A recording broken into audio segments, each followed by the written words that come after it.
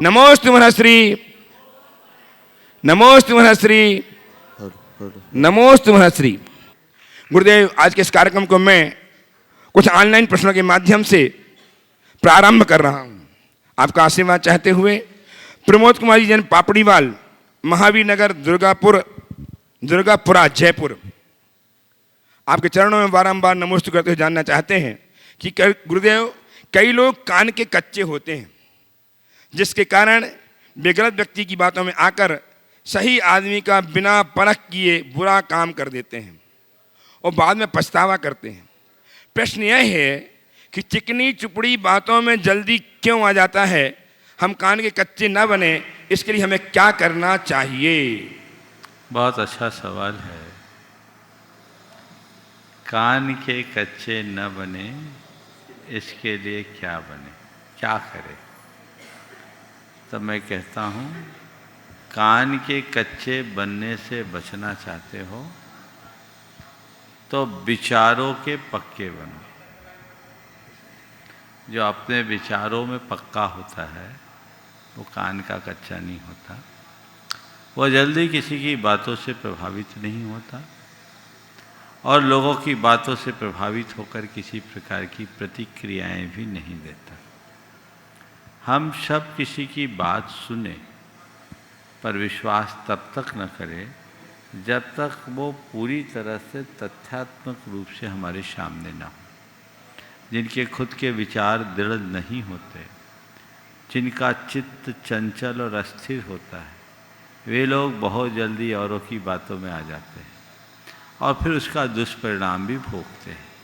इसलिए व्यक्ति को विचारों में परिपक्व होना चाहिए, अपने धुन का पक्का होना चाहिए और दूसरों की बातों से अप्रभावित रहने की कला विकसित करनी चाहिए। गुरुदेव, अल्पना जैन कटनी आपके चरणों में बारंबार नमोस्तु करते जानना चाहती हैं कि शब्द ही जीवन को अर्थ दे जाते हैं और शब्द ही जीवन में अनर्थ कर जाते हैं। जब शब्द से ही अर्थ है और शब्द से ही अनर्थ है, तो प्रश्न मेरा यह है कि अर्थपूर्ण शब्द की प्राप्ति का मंत्र क्या है? शब्द ही जीवन को अर्थ देते हैं और शब्द से ही जीवन में अनर्थ होता है। आपने पूछा है शब्द में ही अर्थ है और शब्द ही अनर्थ, तो अर्थपूर्ण शब्दों के प्रयोग का मंत्र क्या है?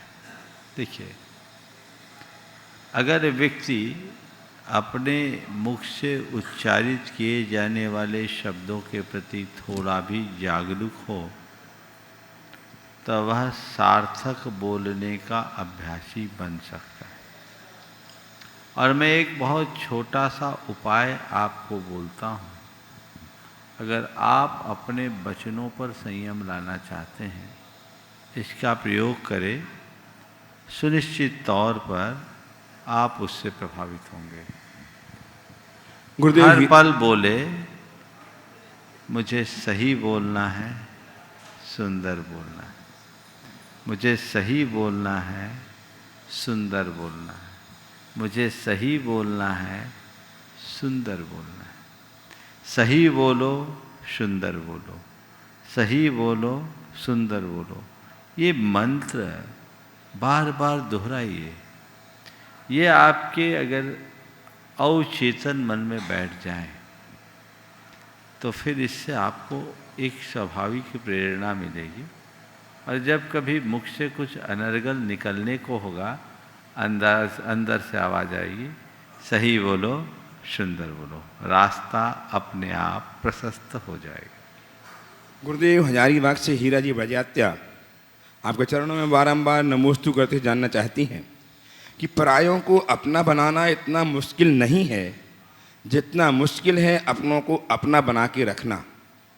अपनों को अपना बनाए रखने के लिए हम क्या करें गुरुदेव? समाधान दीजिए। परायों को अपना बनाना उतना मुश्किल नहीं है जितना कि अपनों को अपना बनाए रखना है। मैं एक ही बात कहता हूँ, जैसे परायों से हम अपनापन रखते हैं तो अपना बन जाते हैं, वैसे अपनों से अगर अपनत्व बना के रखें तो उन्हें अपना बनाने की ज़रूरत ही नहीं। अपनों से अपनापन क्यों नहीं रहता? क्योंकि हम अपनत्व खो देते हैं। हम अपनों से अपनी दूरियां बना करके चलते हैं और जहाँ दूरी होती है वहाँ निकटता कहाँ से आएगी? तो हमें चाहिए कि हम अपनों से अपनत्व को बनाए रखने की क्षमता विकसित करें, अपनत्व को बनाए। जो जो हम अपनत्व को बढ़ाएंगे, अपनापन अपने आप बढ़ेगा। गुरुदेव पुष्पा सुभाष चंद्र जैन, सेलू परभणी, महाराष्ट्र, आपके चरणों में बारंबार नमोस्तु करते जानना चाहती हैं। वे कहते हैं कि ऑनलाइन सवाल का निराकरण करने से आपके द्वारा मुझे ऊर्जा मिलती है। मेरा भावना योग पर सिद्धांत है। मेरी शंका है कि ज्ञान खर्च करने लायक है और वैराग अनुमोदना करने लायक है, तो दोनों का समर्थन एक साथ कैसे करें? गुरुदेव, यहाँ आचार्य श्री के नाम से पाठशाला चलती है, हम बच्चों को दर्शन हेतु ले जाएंगे। इसके लिए आपका संबोधन हम चाहते हैं, हम धन्य हो जाएंगे। ज्ञान खर्च करने लायक है और वैराग अनुमोदना करने लायक है। आचार्य श्री के नाम से पाठशाला चल रही है। बच्चों के लिए क्या बोला? लेके जाएंगे, बच्चों को लेके गुरुदेव के पास जाएंगे। अच्छा। हम उसके लिए आपका आशीर्वाद चाहते हैं। बिल्कुल आशीर्वाद है। देखिए, ज्ञान खर्च करने लायक है और वैराग अनुमोदना करने लायक है। जिनके भी ये वचन है, ये अपने आप में अर्थपूर्ण है, पर मैं इसे थोड़ा संशोधित करना चाहता हूँ। ज्ञान खर्च करने लायक नहीं है, ज्ञान बांटने लायक है, और वैराग अनुमोदना करने लायक नहीं, वैराग प्रेरणा देने लायक है। प्रेरित करे। अगर मेरे हृदय में वैराग्य होगा तो मैं उस वैराग्य से औरों को भी प्रेरित करूँगा। मेरा वैराग्य यदि औरों को प्रेरित करता है तो वैराग्य का अलग मजा है। तो तुम ज्ञान पाओ तो उसे अपने तक सीमित न रखो, जितना बने बांटो। और तुम्हारे हृदय में वैराग्य हो तो अपने वैराग्य को इस तरीके से जियो कि जो मिले वो तुमसे प्रेरित हो, उसके जीवन की वास्तविकता का बोध होने लगे। आप लोग ये पंक्ति दोहराते, जग की नश्वरता का सच्चा दिग्दर्श कराने वाला। अगर वैराग्य ऐसा दिखे जो हर व्यक्ति के हृदय को परिवर्तित कर दे, तो जीवन का एक अलग ही मजा होगा।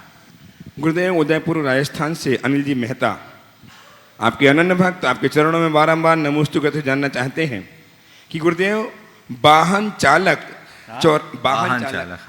चौराहे पर पुलिस चेकिंग देखकर रास्ता पलट देता है, रास्ता पलट देता या पुलिस से आंख बचाकर निकल जाता है, तो चालक अपने आप को धोखा देकर पाप कर्म मान रहा है या चालान का पैसा बचाकर अच्छा कार्य कर रहा है? वाहन चालक अगर आंख बचाकर भागता है तो अपने आप को धोखा देकर कर्म मान रहा है, पाप कर्म मान रहा है, या चालान का पैसा बचाकर के अच्छा कार्य कर रहा है? मैं ये कहूँगा, वो चालान का पैसा बचाने की चालाकी कर रहा है। उसे चाहिए कि ऐसी बातों को देखते हुए आगे के लिए नसीहत ले, और वाहन चला रहे हैं तो आवागमन के जो नियम हैं उनका पालन करते हुए चलाएं, ताकि आने वाले समय में निज पर को किसी प्रकार का व्यवधान ना हो। गुरुदेव, सिडनी ऑस्ट्रेलिया से नमता जी, ट्रस्टी गुणायतन, आपके चरणों में बारंबार नमोस्तु करते हुए जानना चाहती हैं कि गुरुदेव, भगवान की वेदी निर्माण में स्वर्णदान क्यों किया जाता है? इसका क्या महत्व है? देखिए, वेदी के निर्माण में स्वर्णदान क्यों किया जाता? कोई ज़रूरी नहीं कि वेदी बनाने के लिए स्वर्णदान दें, पर चूँकि वेदी में हम लोग स्वर्ण का कार्य कराते हैं और भगवान को जिसमें विराजमान किया जाए वो तो समो शरण का द्योतक है। भगवान का जो समो शरण होता है, उनकी मूल वेदी तो रत्नों की होती। तो रत्नमय वेदी की जगह हम समो शरण बना रहे, कम से कम स्वर्णमय बना दे। स्वर्ण की नहीं बना पा रहे तो थोड़ा बहुत स्वर्ण का काम तो कर दे। इस भाव से भगवान की वेदी में स्वर्ण कार्य कराया जाता है। सुनिश्चित ये महान पुण्य का कारण होता है। जैसे हम वेदी बनाने का पुण्य पाते हैं, वैसे ही वेदी की भव्यता के लिए भी अगर हम अपना द्रव्य लगाते हैं तो वो हमारे पुण्य का कारण है। और ये इस बात का भी द्योतक है कि भगवान मेरे तन पर सोना नहीं शोभता, सोना तो आपके चरणों में शोभता है, और मैं उसे सार्थक करने के लिए आपके श्री चरणों में अर्पित कर रहा हूँ। ऐसा मनोभाव बनाकर रखना चाहिए। मुकेश जी, साधना जी गंगवाल, 12 राजस्थान से कोटि कोटि नमोस्तुति करते जानना चाहते हैं कि महाराज जी, कौन किसका क्या है, कौन किसका क्या है, इसका कोई सबूत नहीं, फिर भी हम यकीन कर लेते हैं कि हमारे प्रति अपनों का पूर्ण समर्पण है, लेकिन अंत में होता वही है, अपने ही आलोचना करते हैं और सफलता की राह में कांटे बन जाते हैं। तो महाराज श्री, हम पहचान कैसे करें कि कौन किसका क्या है, किसका कौन किसका है, इसकी पहचान बाद में करना। मैं कौन हूँ और मेरा कर्तव्य क्या है, पहले इसे पहचान। लोग दूसरों की पहचान करने के चक्कर में अपने आप को भूल जाते हैं।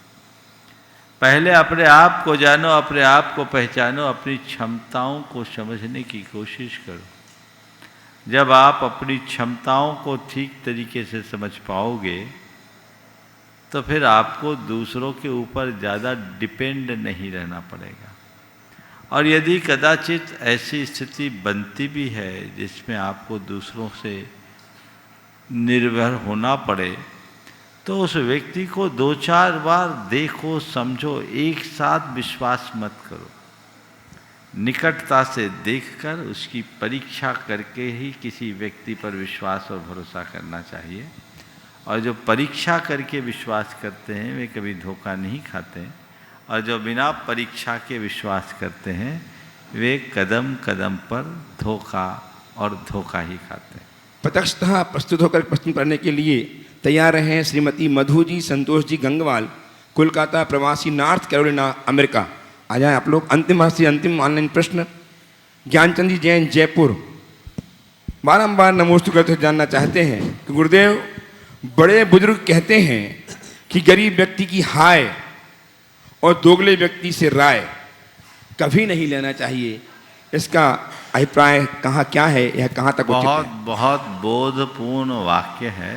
गरीब व्यक्ति की हाय और दोगले की राय कभी नहीं लेना, क्योंकि गरीब की हाय बहुत बुरी लगती है, वो एक प्रकार की बद्दुआ है। कभी किसी गरीब को सताओ मत, वो तो ऐसे ही कर्म का मारा है, और तुम उसे और परेशान करोगे तो उसकी हाय तुम्हारे जीवन की उन्नति नहीं होने देगी। और दोगले की राय, नाम ही दोगला है, जिसका कोई ठिकाना नहीं। ऐसे व्यक्ति की राय लोगे तो गड्ढे में गिरोगे, इसलिए ऐसी राय से बचना चाहिए।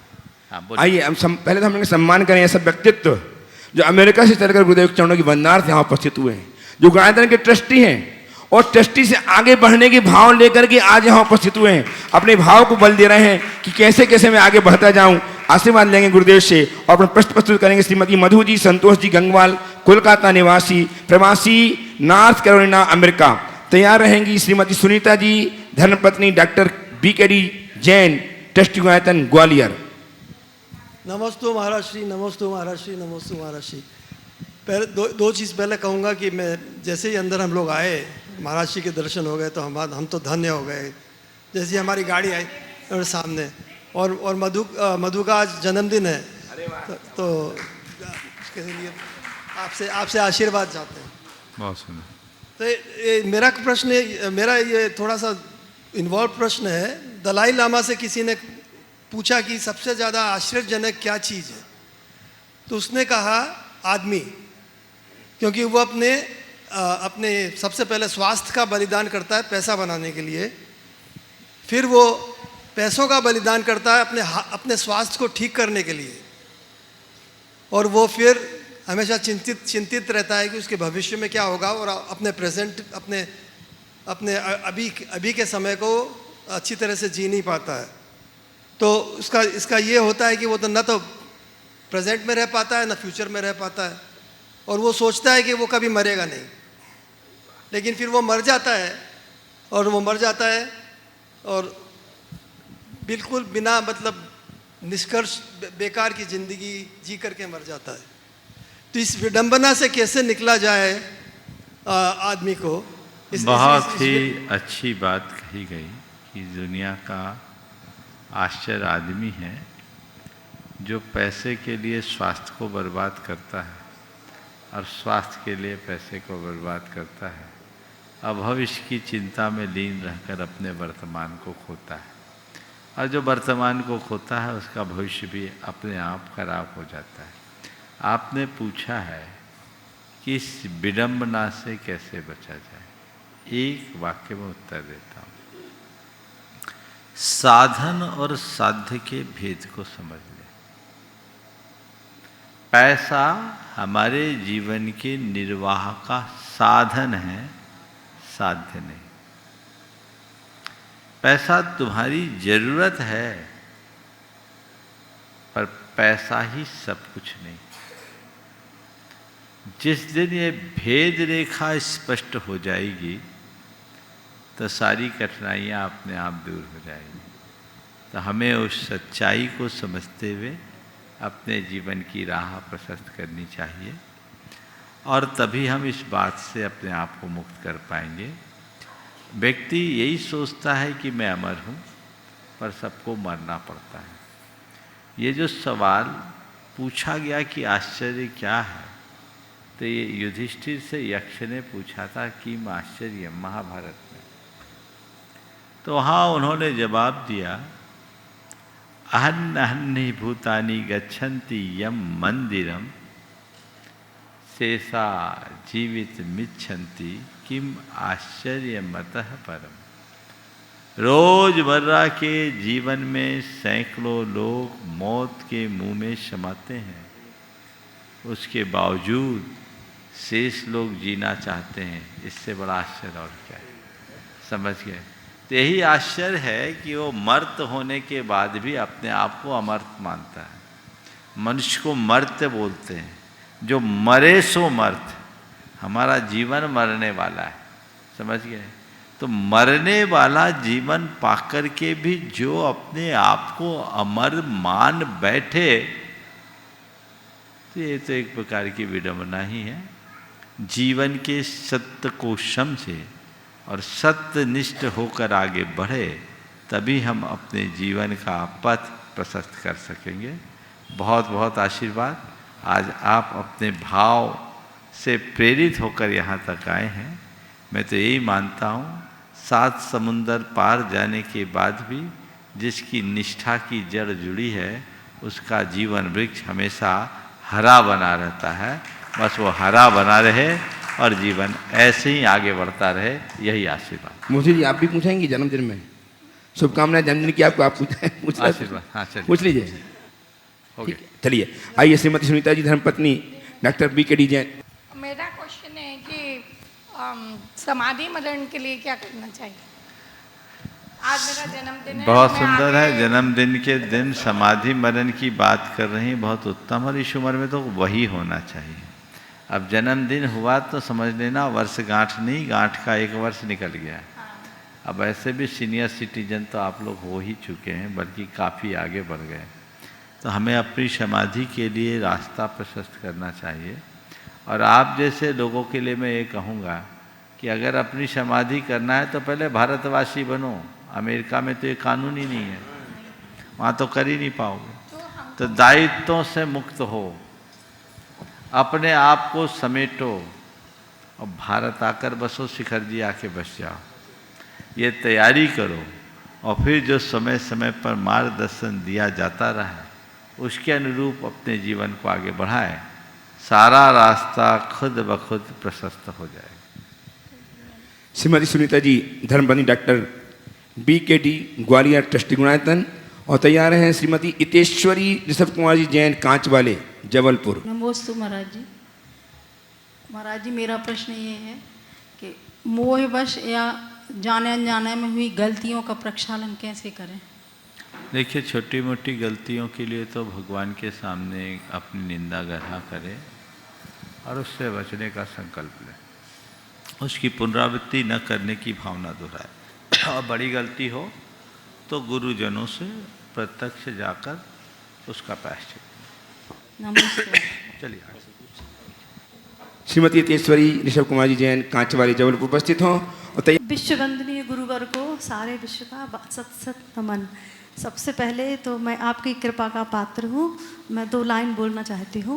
भवसागर की लहरों ने भटकाई मेरी नैया, तू लहर का रूप पहन कर मेरी नाव किनारे लाया।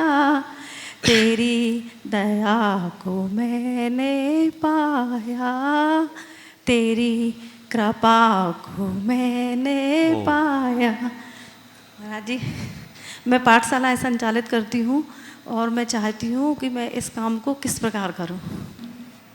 बहुत प्रसन्नता का विषय है कि आप पाठशाला चला रही, पर मैं चाहूँगा कि अब पाठशाला को हमें आधुनिक तकनीक के साथ चलाना चाहिए। टेक्नोलॉजी का प्रयोग करके यदि बच्चों को आप पाठशाला में पढ़ाओगे तो बच्चों का पाठशालाओं के प्रति आकर्षण भी बढ़ेगा और वह हमारी बात उनके लिए ज़्यादा बोधगम्य भी होगी। इसलिए पाठशाला पढ़ाइए, टेक्नोलॉजी के साथ पढ़ाइए। और यदि आप लोगों को वैसी सामग्री उपलब्ध नहीं है तो अपनी पाठशाला को प्रामाणिक पाठशाला से जोड़ लीजिए। सारी सामग्री वो लोग आपको सुलभ कराएंगे। देश भर में सैकड़ों स्थान की पाठशालाएं अब प्रामाणिक पाठशाला से जुड़ गई है, जिसमें वो सारी सामग्री आपको देंगे। और जो पाठशालाएं प्रामाणिक पाठशाला से जुड़ करके चल रही है उसके बहुत अच्छे परिणाम आ रहे हैं। जहाँ बच्चे पाठशाला से भागते थे अब भागकर पाठशाला आते हैं। तो वो रास्ता निकालिए, बहुत अच्छा होगा। आइए श्रीमान कैलाश जी, सुलोचना जी जैन, केशवनगर उदयपुर। नमस्ते महाराज जी, नमस्ते महाराज जी, नमस्ते महाराज जी। सबसे पहले तो मैं आपका आशीर्वाद चाहूँगा। आपका आशीर्वाद जब चतुर्मास था आपका उदयपुर में, तो महाराज जी कैंसर से पीड़ित थी। आपके आशीर्वाद से हम इलाज कराने गए, आज ये बिल्कुल स्वस्थ है। तो हमारे ऊपर आशीर्वाद आपका बना रहे। नमस्ते महाराज। उदयपुर समाज की तरफ से भी आपको सबको नमस्ते महाराज जी। महाराज जी, मेरा एक आपसे सजेशन है, मैं आपसे राय चाहता हूँ। महाराज जी, आज की तारीख में युवा वर्ग धर्म से बहुत कम जुड़ा हुआ, साधु संतों की सेवा में बहुत बड़ी परेशानी आ रही है। आज भी सीनियर सिटीजन ही साधु सेवा में जुड़ा हुआ है। तो आज भी जैसे उदयपुर में चतुर्मास हो रहा है तो वहाँ महाराज जी युवा नहीं जुड़ पा रहा है। तो महाराज जी, मेरा आपसे निवेदन है कि हम क्या करें सीनियर सिटीजन के युवाओं को इस कार्य में जोड़ सकें। पहले ईमानदारी से ये बताओ कि अब युवा बचे कहाँ। मैं एक स्थान में चातुर्मास कर रहा था, वहाँ युवाओं की मीटिंग बुलाई तो आप सुनकर हंसोगे। 18 से 25 के बीच के कुल 3 थे और युवाओं में जितने आए थे सब 45 से 55 के बीच वाले। मैंने पूछा क्या बात है भाई, तुम्हारे गांव में कोई युवा नहीं है क्या? बोले महाराज आप हम ही लोगों को युवा मान के चलिए। मैं पूछा क्यों? बोले हमारे जितने भी युवा बच्चे या तो पढ़ रहे हैं या जॉब कर रहे हैं, हम लोग उनकी चौकीदारी कर रहे हैं कहाँ। ये एक बड़ी विडंबना है।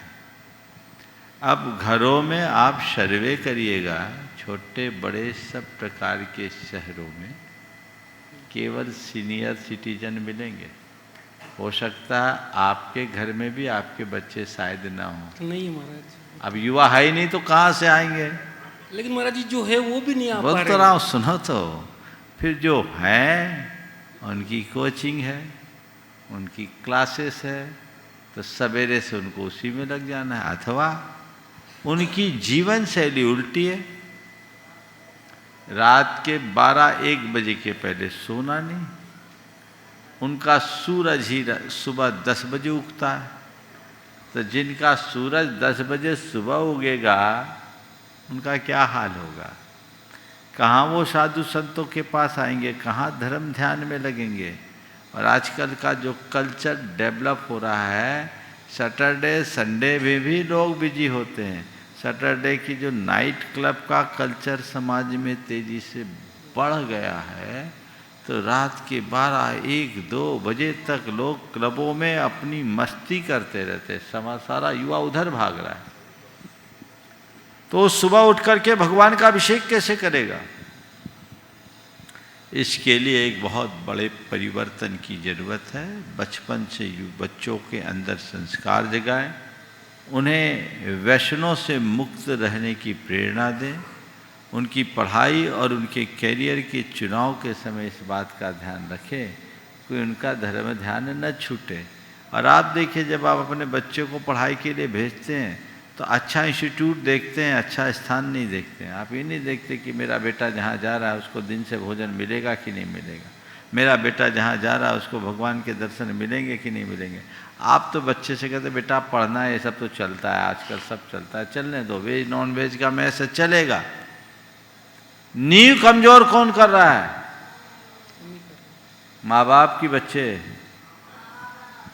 तो गुनाहगार आप हो कि आपके बच्चे? बात समझ में आ रही है? जी महाराज। तो उसको दूर कीजिए। युवा अब ऐसा नहीं है कि युवाओं में धर्म के प्रति लगाव नहीं है, लगाव तो है, पर उनकी जीवन शैली अलग है। मैं तो शिखर जी में देखता हूँ युवा कितने आते हैं, बहुत आते हैं, छुट्टियाँ मिलती सब आते हैं, पर वो दिनचर्या बदल गई, व्यवस्था बदल गई, इसलिए सारी समस्याएं खड़ी हो रही। अब पहले आप 3-4 भाई होंगे, कितने भाई थे? दो भाई। हाँ, 2 भाई। 2 भाई और बहन? एक बहन। 3 थे ना? आपके कितने हैं? मेरे 1 लड़का 3 लड़कियाँ। 1 3 है ना? चलो बढ़िया, फिर तो अच्छा है। पर अब तो प्राय एक ही मिलते हैं। अब कहाँ बढ़ेंगे, कहाँ, संख्या कहाँ है? इसके दूरगामी परिणाम बहुत भयावह होने वाले हैं। आने वाले 50 वर्षों के बाद बहुत मुश्किल होगी, क्योंकि तब तक हमारे सारे युवा महानगरों में शिफ्ट हो जाएंगे। आपके बच्चे आपकी संपत्ति बेचने के लिए ही आपके घर आएंगे, आप सब साफ हो जाएंगे। अभी तो कम से कम सीनियर सिटीजन भी धर्म क्षेत्र में आगे आ रहे हैं, बाद में तो मुझे लगता है कि सिटीजन ही नहीं रहेंगे, सब कुछ शहरों में जाकर सिमट के रह जाएंगे। ये तस्वीर दिख रही है और हम क्या कर सकते हैं? समय है, भावना भाव की सब अच्छा। नमस्ते नमस्ते। आइए गुरुद्वारा के ट्रस्टी श्रीमान डॉक्टर बीरचंद जी जैन। हाँ, एक मिनट, आप सुलोचना जी, आप अपना अनुभव बताना चाहेंगे, कैंसर कैसे ठीक हुआ? बोलिए बोलिए। आपने, मैं दर्शन करने आई थी, जब ऑपरेशन करा के भिंडर में दर्शन किए थे वापस, उसके बाद आपसे दर्शन किए तो आपने मेरे को नमोकार मंत्र के लिखने का लिए बोला, तो मैं आज बराबर लिख रही हूँ। अभी 1 महीने से मुनिराज वहाँ पधारे हुए हैं, श्रद्धानंद जी, पवित्रानंद जी महाराज, तो अभी बिजी होने से मैं नमोकार मंत्र अभी लिख नहीं पा रही हूँ, तो मेरे को कुछ बाकी 2017 से बराबर नमोकार मंत्र लिख रही हैं। जी देखिए जी, तो मेरे को इतनी खुशी होती है, लिखते समय भी बहुत गदगद हो जाती हूँ मैं। ये एक उदाहरण है। इन्हें जब मैंने बताया था उस समय भावना योग का प्रवर्तन नहीं हुआ था जी। ये नमोकार मंत्र लिख रही थी। अरे मैं आपसे कह रहा हूँ, आप पूजा कम करना जी। लेकिन नमोकार मंत्र मत छोड़ना, और साथ में भावना योग भी करते रहो, आखिरी तक जवान बनी रहोगी। कैंसर इतिहास रहेगा भविष्य में। आशीर्वाद। स्वस्थ हूँ महाराज जी, ठीक। नमस्ते महाराज जी। आइए गुरुद्वारा के ट्रस्टी बीरचंद जी, विनीता जी अग्रवाल जैन। एक प्रश्न मेरा भी है महाराज साहब, हमारे धर्म के लिए कहा जाता है कि ये जो है आस्तिकता में नास्तिकता का धर्म है, और वो लोग कहते हैं कि ये तीर्थंकरों को भगवान के रूप में पूजते हैं, लेकिन तीर्थंकरों के लिए कहते हैं वीतरागी हैं, वो किसी का कुछ नहीं करते हैं, तो ये कर्म प्रधान है, और इस तरह से ये जो है भगवान की अहमियत को नकारते हैं। ये कुछ अब भ्रमित करने वाला सा संदेश सा लगता है, प्लीज़ आप हमें इसमें कुछ समझाइए। बहुत सुंदर। मुझे लगता है कहीं आप कॉलेज में पढ़ाते तो नहीं है? हाँ, दर्शन शास्त्र में? हाँ, गुरुदेव में होम साइंस में फूड एंड न्यूट्रिशन की प्रोफेसर थी, और अभी रिटायर्ड हुई हूँ 4 साल। बहुत सुंदर, आपका सवाल ही ये बताता है। देखिए, शशि जैन मेरा नाम है। बहुत सुंदर। मैं आपसे कहना चाहूँगा, बहुत अच्छा सवाल आपने किया। सबसे पहले जैन धर्म को नास्तिक धर्म कहने के बारे में जो कहा जाता है, उनसे मैं कहूँगा कि पहले इस पर गहराई से विचार करें। दरअसल आस्तिक और नास्तिक ये दोनों शब्द अस्ति नास्ति दिष्टम मति इस पाणिनि सूत्र से बना।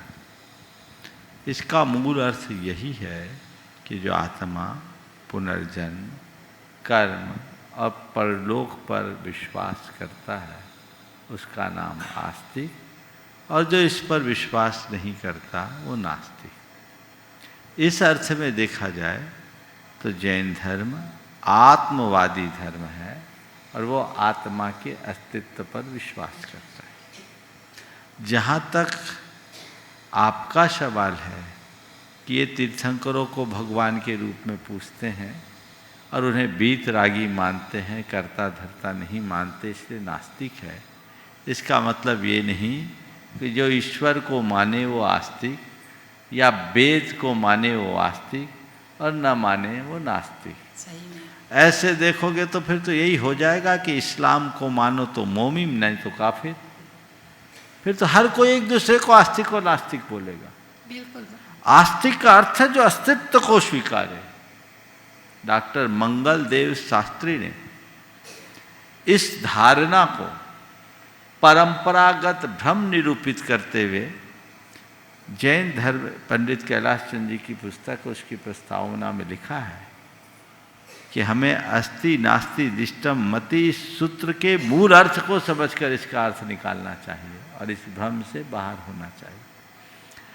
रहा सवाल ईश्वर को मानने और न मानने का, तो जैन दर्शन में ईश्वर को माना जाता है, हम ईश्वर को मानते हैं, पर हमारा ईश्वर वीतरागी है, कृतकृत्य है। हम किसी अनादि सिद्ध परमात्मा पर विश्वास नहीं करते। जैन दर्शन कहता है अप्पा सो परमप्पा, आत्मा ही परमात्मा है, हर प्राणी ही परमेश्वर है। जब तक उसमें विकार है तब तक आत्मा है, और जब निर्विकार हो जाए तो परमात्मा है। ईश्वर को मानते हैं एक प्रेरणा के रूप में, पर ईश्वर के कर्तृत्व को नहीं मानते। एक बार एक दर्शन शास्त्र की प्रोफेसर मेरे पास आई थी। उन्होंने मुझसे आपसे ही मिलता जुलता सवाल चर्चा में किया कि महाराज श्री, जैन दर्शन की बाकी बातें तो अच्छी लगती है, लेकिन एक बात समझ में नहीं आती, आप ईश्वर को मानते, ईश्वर के कर्तृत्व को क्यों नहीं मानते? देखिए ने मुझ पर ईश्वर ने कितनी बड़ी कृपा की कि मेरे पति की दोनों किडनियां खराब हो गई थी, उसने ठीक कर दी। ईश्वर ने कितनी बड़ी कृपा की, मेरे पति की दोनों किडनियां खराब हो गई थी, ईश्वर ने ठीक कर दी। मैंने कहा बहन जी, यदि ये बात है तो मुझे आपके ईश्वर पर संशय है। यदि ये बात है तो मुझे आपके ईश्वर पर संदेह है। बोले क्यों? मैंने कहा जब ईश्वर को किडनी ठीक ही करनी थी तो खराब क्यों की? फिर उन्होंने कहा महाराज जी, अगर ऐसी बात है तो फिर आपके यहाँ ईश्वर की पूजा क्यों की जाती तीर्थंकरों के रूप में? मैंने कहा आप दर्पण देखते? बोले हाँ देखते हैं। बोले क्यों देखते? बोले इसलिए कि चेहरे पर कोई दाग धब्बा ना हो। तो मतलब क्या? दर्पण देखने से दर्पण आपके दाग धब्बे को साफ कर देता है। दर्पण आपके दाग धब्बे को साफ कर ना महाराज, दर्पण में दाग देखते हैं और हम खुद प्रेरित होकर अपना दाग साफ कर लेते हैं। तो मैंने कहा बस यही हमारे भगवान की स्थिति है, वो एक दर्पण है जिसमें हम अपनी छवि देखते हैं, उनसे प्रेरित होकर दाग धब्बे को साफ कर लेते हैं। तो ईश्वर के कर्तृत्व के अभाव में भी ईश्वर की उपासना में कोई बात नहीं है। ये एक सांप्रदायिक अभिनिवेश है जो किसी को भी आस्तिक और किसी को भी नास्तिक घोषित करे। दरअसल आस्तिकता और नास्तिकता का ये आधार नहीं है। हमें मूल आधार को समझ करके चलना चाहिए और उसे आगे देखना चाहिए। मैंने अपनी कृति जैन धर्म और दर्शन के पहले ही अध्याय में इस बात पर प्रकाश डाला है, आप उसे देख सकते हैं। बहुत बहुत आशीर्वाद। आइए श्रीमान वीरचंद जी ट्रस्टी गुणायतन बनारस से तैयार हैं। श्रीमती सोधिया, प्रिया सोधिया जी, अनिता सोधिया जी इंदौर। बोलिए बोलिए। द्वय गुरुओं के चरणों में कोटि कोटि नमन। हे गुरुवर, हम लोग नित्य पढ़ते हैं 16 कारण भावना भाए तीर्थंकर पद पाए, पर आगम में अमूमन देखने में आता है कि जब भी किसी जीव को तीर्थंकर बंद होता है तो 16 कारण भावना के बजाय एक ही भावना, जैसे कृष्ण जी का ही अगर सत्य मान लें उसका कारण कि उन्होंने आचार्य भक्ति की या वैयावृत्ति भक्ति की, द्रव्य मिश्रित। देखिए, आपके आशय को मैं समझ गया, यहीं बीच में ही आपकी बात को और स्पष्ट कर रहा हूँ। तीर्थंकर प्रकृति के बंध के लिए 16 कारण भावनाओं की जरूरत है, पर मूल उसमें दर्शन विशुद्धि है। दर्शन विशुद्धि हो जाए तो सब हो जाए, और इन सब भावनाओं में एक में ही सब समाहित हो जाती है।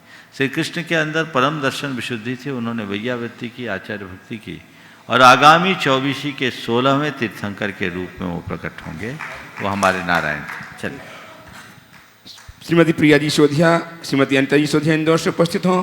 तैयार हैं गढ़ा कोटा से श्री समीर जी सिंघई, ममता जी सिंघई, समृद्धि सिंघई, सुष्मिता सिंघई और सौरभ सिंघई।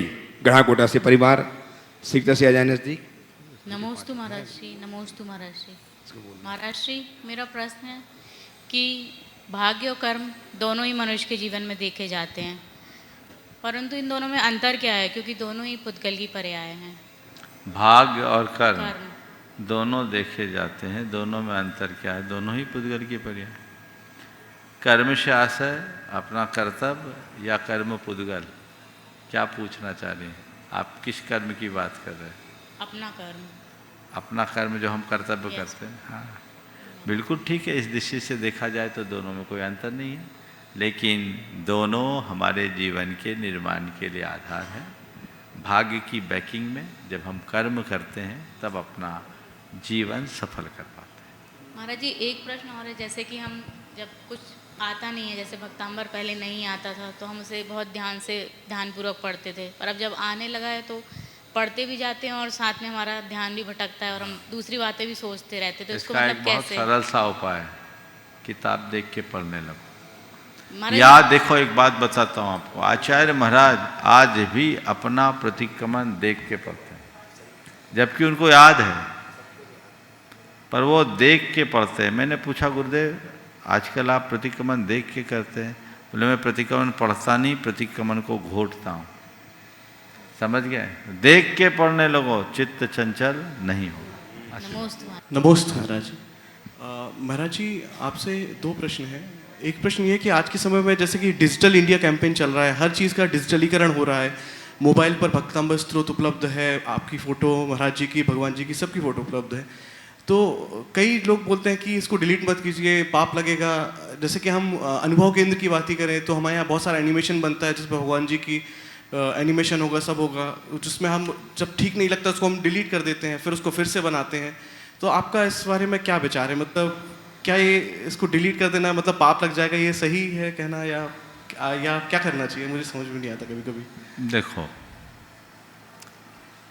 अगर किसी को डिलीट करने के भाव से डिलीट करो तो पाप लगेगा, पर निखारने के लिए संशोधित करो तो कोई पाप नहीं लगेगा। आप कोई एनिमेशन तैयार कर रहे हैं, कोई ग्राफिक्स डिजाइन कर रहे हैं, स्वाभाविक है उसकी त्रुटियों का संशोधन करना होगा, तो ये रचना कर रहे हैं। अब जैसे देखिए, एक मूर्ति बनाई जाती है, अभी आप देख रहे हैं कारीगरगण अपनी तन्मयता से काम कर रहे हैं जी महाराज, और जिससे भगवान बनाते उसी शिला पर बैठ करके भी वो बना लेते हैं, उनके पैर भी लगते हैं। पर यदि ये सब चीज़ों से परहेज करेगा तो क्या मूर्ति बना पाएगा? उसका उद्देश्य अभिप्राय क्या है? प्रतिमा का अभिनय करना या प्रतिमा को आकार देना? तो सब कुछ हमारे उद्देश्य पर निर्भर करता है, हम किस दृष्टि से कर रहे हैं। लेकिन जो व्हाट्सएप आदि होते हैं वो कोई करेक्शन के लिए डिलीट नहीं होता, वो तो डिलीट करने के लिए डिलीट। वो ठीक ऐसा ही है जैसे अपने आराध्य की तस्वीर फाड़ना। आपके हाथ में एक कागज हो और किसी गुरु की तस्वीर हो, आप फाड़ोगे क्या? तो आप अपने मोबाइल में आई हुई ऐसी सामग्री को डिलीट क्यों मार रहे?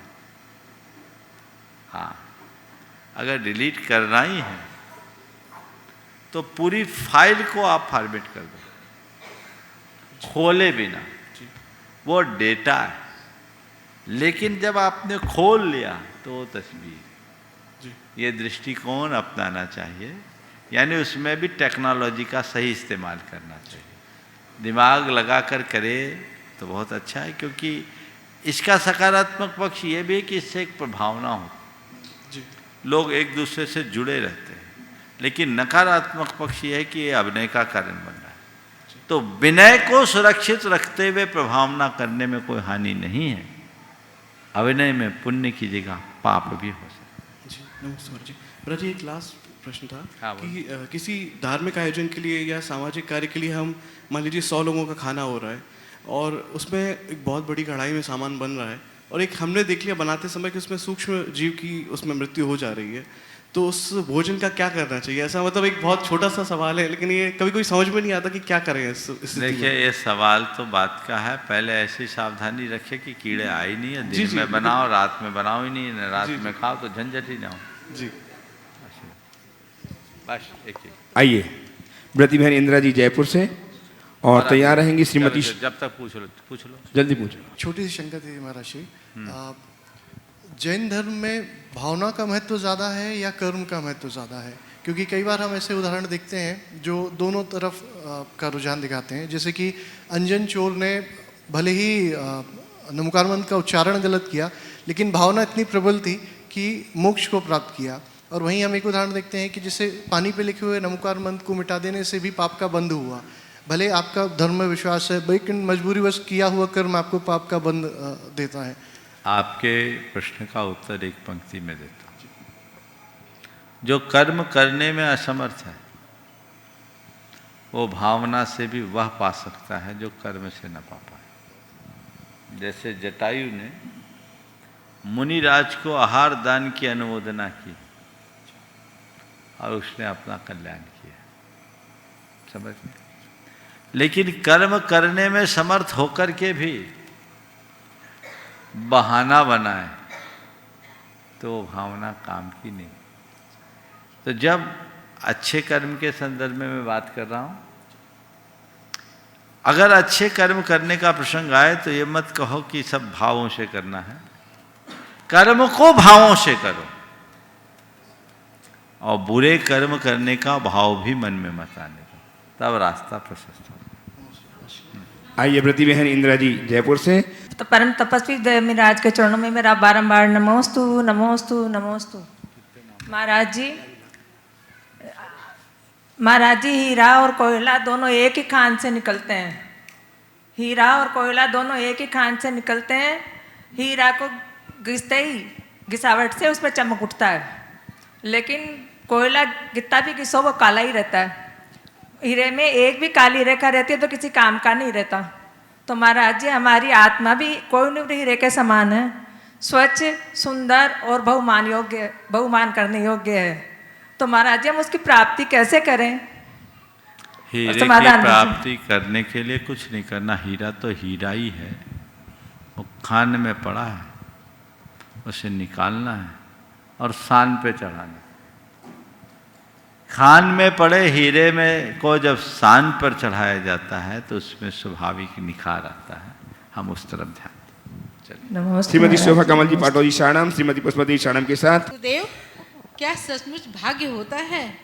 और कभी मुझे ऐसा लगता है कि सब भाग्य से प्राप्त होता है, और कभी कभी ऐसा लगता है दिया तो पाया, इस दुविधा को कैसे दूर करें? दिया तो पाया, इस दुविधा को कैसे प्राप्त किया तो पाया। तो किया भी तो हमारा ही अपना किया, वही तो भाग्य है। दरअसल हमारे जीवन के जो भी शुभाशुभ संयोग वे हमारे कृत्यों से फलते हैं, और उन संयोगों को हम अपने विवेक बुद्धि से काफ़ी कुछ अंशों में बदल भी सकते हैं। इसलिए जीवन में जब कभी भी कुछ उल्टा संयोग घटे, विचलित ना हो, अपने पुरुषार्थ को जगाकर उसे बदलने की कोशिश करें। नमोस्तु गुरुदेव, नमोस्तु। पहले तालियां बजाकर सम्मान करें। आज आदरणीय श्रद्धेय भैया अभय जी प्रतिष्ठाचार्य उपस्थित हो चुके हैं। मैं उनसे निवेदन कर रहा हूं कि वे आगामी दिनों में होने वाले विधान की सूचनाएं हम सबको प्रदान करें। और तैयार हैं डॉक्टर A.K. जैन बीना मध्य प्रदेश से इंद्रजीत जैन के साथ। परम पूज्य युगल मुनिराज के श्री चरण में कोटि नमन। बंधु तीर्थराज संवेशक की तलहटी में स्थित गुणायतन परिसर में पुनः एक बार सिद्धों की आराधना करने का सौभाग्य हमें आपको मिलेगा। मूल संस्कृत का विधान और मूल आमनाय परंपरा में जो साधना कर रहे हैं ऐसे संत श्रोमणी गुरुवर आचार्य श्री विद्यासागर जी महाराज के परम मुनिवार शिष्य मुनिवर प्रमाण सागर जी मुनिवर अरहत सागर जी महाराज के सानिध्य में आगामी अष्टानिका महापर्व के अवसर पर 48 मंडली सिद्धि चक्र महामंडल विधान प्रारंभ होने जा रहा है और सभी संयोजना लगभग पूर्णता की ओर है। मैं कहना चाहूँगा जो भी सामान्य इंद्रनाणी के रूप में, हाँ जी, सामान्य इंद्रनाणी के लिए भी जो संख्या थी वो लगभग पूरी हो चुकी है। अब कुछ योजनाएं हैं जिन योजनाओं की चर्चा मैं आज नहीं करूंगा, कल व्यवस्थित करूंगा। बस इतना ही कहना चाहूँगा सभी मंडल न्याजकों से, सभी सामान्य इंद्राणियों से, और जो यहाँ पर नहीं आ रहे हैं टीवी चैनल के माध्यम से सीधा प्रसारण के कार्यक्रम को यहाँ पर जो होगा देखने का सौभाग्य प्राप्त करेंगे, उन सभी से कहना चाहूँगा कल बहुत ही पारस चैनल पर सीधा प्रसारण का कार्यक्रम प्रतिदिन दिखाया जाएगा। लेकिन जो मंडल पुण्याजक के रूप में यहाँ पर उपस्थित नहीं हो पाए हैं, सामान्य इंद्रनाणी के रूप में उपस्थित नहीं हो पाए हैं, उनके लिए इस आयोजना से जुड़ने के लिए कल विधिवत योजनाएं घोषित की जाएंगी। और पारस चैनल, जिनवाणी चैनल, प्रमाणिक ऐप के माध्यम से जो इस कार्यक्रम को देख और सुन रहे हैं, सूचना को सुन रहे हैं, उन सभी के लिए सूचना है कि जो भी मंडल पुण्याजक के रूप में अपने परिवार के साथ आ रहे हैं, सामान्य इंद्रनाणी के रूप में यहाँ पर विधान में उपस्थित हो रहे हैं, उन सभी का सकलीकरण कार्यक्रम दिनांक 21 तारीख को यहाँ पर प्रातःकाल की वेला में परम पूज्य मुनिवर के प्रवचन के ठीक पश्चात यहाँ पर संपन्न होगा। विधि क्या होगी, व्यवस्था क्या होगी, ये आपको कल पूरी सूचना दी जाएगी। आइए पुनः शंका समाधान के कार्यक्रम के लिए आमंत्रित करेंगे सुदर्शन जी को। Doctor A.K. जैन साहब इंद्रजीत जैन बीना से उपस्थित हों, और लता जी चौधरी जिन्होंने मुंगावली जिन्होंने एक अंगूठी सोने की प्रदान की है गुणायतन के स्वर्ण कार्य के लिए, वे भी है जाएं प्रश्न करने के लिए। और मृति बहन सुनीता दीदी तैयार रहेंगी। बारंबार नमोस्तु गुरुवर। गुरुवर, आचार्य उमा स्वामी ने हमको एक सूत्र दिया है, सम्यक दर्शन ज्ञान चारणधर्णी मोक्ष मार्ग। शास्त्रों में ये भी कहा है रागादि हटाने का श्रद्धान ज्ञान आचरण भी मोक्ष मार्ग का है। समाधान करने करें। रागादि को हटाने का ज्ञान, श्रद्धान और आचरण ही मोक्ष मार्ग है, तो ये भी तो सम्यक दर्शन, सम्यक ज्ञान, सम्यक चारित्र है। रागादि को घटाने के श्रद्धान का नाम सम्यक दर्शन, रागादि को हटाने का नाम सम्यक ज्ञान, हटाने की ज्ञान का नाम ज्ञान, और रागादि परिहरणम चरणम, रागादि का परिहार करना चारित्र है। यानी सन्मार्ग में लगना और विकारों से बचना, यही हमारा धर्म है। श्वेता दी जाए। नमोस्तु, नमस्ते दोनों मुनिवर के चरणों में कोटि सा परिवार का नमोस्तु। महाराज जी, हमारा क्वेश्चन है कि अभी जो भैया ने पूछा था कि 16 कारण भावना, ये 16 कारण भावनाओं भाने से तीर्थंकर प्रकृति का बंध होता है, और मोक्ष जाने के लिए अगर मान लो तीर्थंकर प्रकृति का बंध नहीं हुआ है तो मोक्ष जाने के लिए कौन सी भावना और कौन से भावों की प्रधानता से मोक्ष प्राप्त कर सकते हैं? देखो, जिसको भी मोक्ष जाना उसको कुछ नहीं करना, केवल एक भावना भाना है, वो है शुद्धात्मा की। बस हर पल अपनी शुद्धात्मा की भावना भाते रहें। जो शुद्धात्मा की भावना प्रतिपल भाते हैं उनका मोक्ष मार्ग अपने आप प्रशस्त हो जाता है। श्रीमान प्रीतेश अदिति मुंबई अपने बच्चों के साथ, दिशान एवं कनिषा बखारिया के साथ आ जाए। प्रीतेश अदिति मुंबई से शीघ्रता से आ जाए दोनों बच्चे। महाराज जी, मेरे और मेरे परिवार से आपको नमोस्तु नमोस्तु नमोस्तु। हम मुंबई से आए हैं और मेरा यह प्रश्न है कि हमारे विद्यालय में सभी त्यौहार मनाए जाते हैं, क्या हमें उनमें शामिल होना चाहिए? कृपया मार्गदर्शन दीजिए। देखिए, त्यौहार मनाते हैं, त्यौहार मनाने दो, पर हमारे जो धार्मिक त्यौहार हैं हमें अपनी धार्मिक आस्था के अनुरूप मनाना चाहिए। समझिए, जिन त्यौहारों में हमारी धार्मिक आस्था का संबंध नहीं है उन त्यौहारों को हमें सेलिब्रेट नहीं करना चाहिए। ठीक है प्रीतेश जी, जल्दी कीजिए। हाँ महाराज जी, मेरा एक प्रश्न है। हम लोग जो 24 तीर्थंकर हम लोग जो पूछते हैं, बराबर है, जिसमें हम लोग को गिने चुने तीर्थंकर है जिनका प्रभाव ज़्यादा रहता है, उनको हम लोग ज़्यादा पूछते हैं। तो ऐसा क्यों? हर एक तीर्थंकर को क्यों नहीं पूजो ना, कम से कम पर करो तो 24 के भीतर पूजो, बाहर तो नहीं पूजो। जो चल रहा है चलने दो। चलिए आइए आरना मनोज जी, बुलबुल मनोज जी, पुणे। तो मेरा प्रश्न ये है, क्या अब पाठशाला जो होती है वो लेट हो रही तो अपन कुछ नाश्ता करके जा सकते हैं? हाँ जा सकते हैं, आप बच्चे लोग जा सकते हैं और अपने पाठशाला पढ़ाने वाले को बोलो कि थोड़ा जल्दी कर लो तो नाश्ता न करना पड़े।